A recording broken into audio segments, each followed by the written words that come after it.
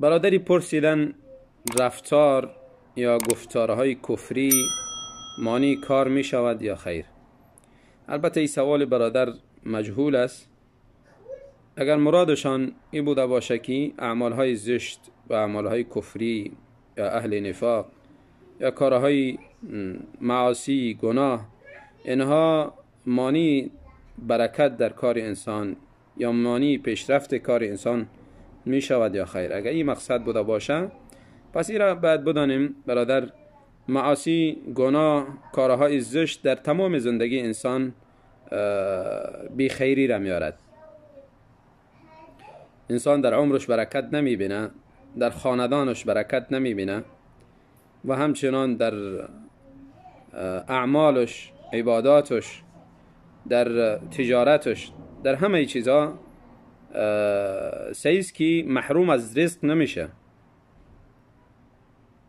بسیار گناهکارایی است که الله زندگی زیادی برشان میده و بلکه حتی کفار زندگی بسیار خوبی برشان داده. البته این زندگی دنیا و مال دنیا دلیل به خیر بودن یک انسان، به بهتر بودن یک انسان یا بر حق بودن یک انسان نمی باشه.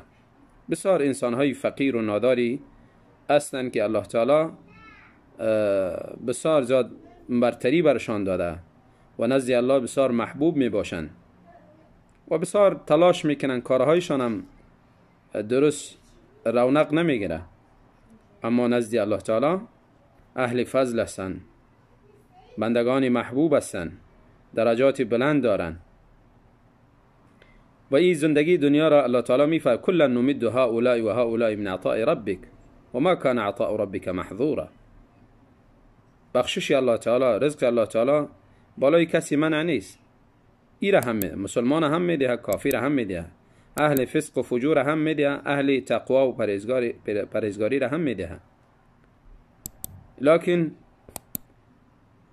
برکت و خیری را که انسان در طاعات و بندگی الله تعالی میبیند در هیچ چیزی او را پیدا نمیکنه. اهل تقوا اگر زندگی دارن، زندگی بسیار با برکت دارن، در عمرشان برکت است، در مالشان برکت است، در خاندانشان برکت است.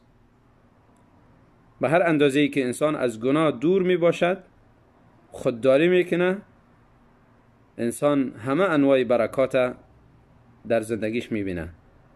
اما در مال اهل فسق، اهل فجور و انسانهایی که از اوامر الله تعالی سرپیچی میکنن هیچ وقت برکت نمی باشه.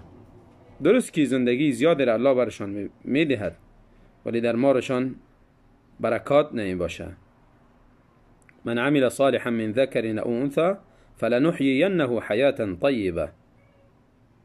کسی که عمل صالح را انجام میدهد، چه مرد بوده باشه چه زن، الله تعالی میفرماید که بری از او زندگی بسیار پاک نصیب میکنیم، زندگی بسیار زیاد خوب را، گوارای را که از همه مزایا برخوردار می باشه، مطمئن در زندگی خود می باشه. و این فضل و مهربانی برای انسانهای صالح و انسانهایی که به اوامر الله تعالی پابند هستند، با اونها می باشه. الله تعالی ما را زندگی با قناعت و در چوکات دین نصیب بفرماید.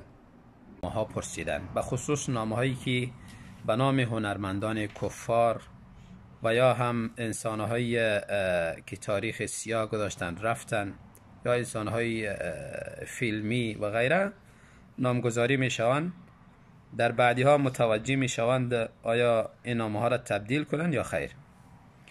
برادر محترم، این نامه ها از چند حالات خالی نمی باشه.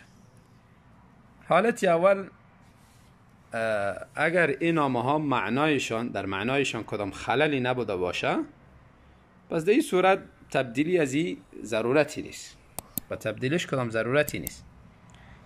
اما اگر در معنا خلل بوده باشه یا معناش بهتر نبوده باشه، این هم از دو حالت خالی نیست. یکی است که معنای شرکی یا کفری در اون نام بوده باشه.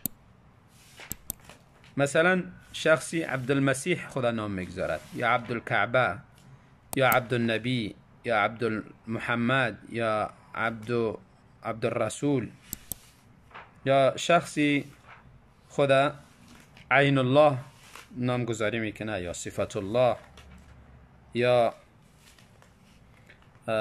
ید الله. امثال از اینها، این نامها واجب است که تبدیل شود، حتما باید تبدیل شود. و اما قسم دوم، نامهایی که معنای بهتر نداشته باشه، معنایی که دو سنگینی است، خستگی است. مانند شخصی که در حدیث می آید نامی دختر عمر رضی الله عنه عاصیه بود، رسول الله صلی الله علیه وسلم به جمیله تبدیلش کرد. یا شخصی به نام حزن بود، رسول الله صلی الله علیه وسلم به نام سهل تبدیلش کرد. و ایره از باب تحسین اسما، یعنی بهتر ساختن نام، از این باب بهتر است که این نامها تبدیل شود.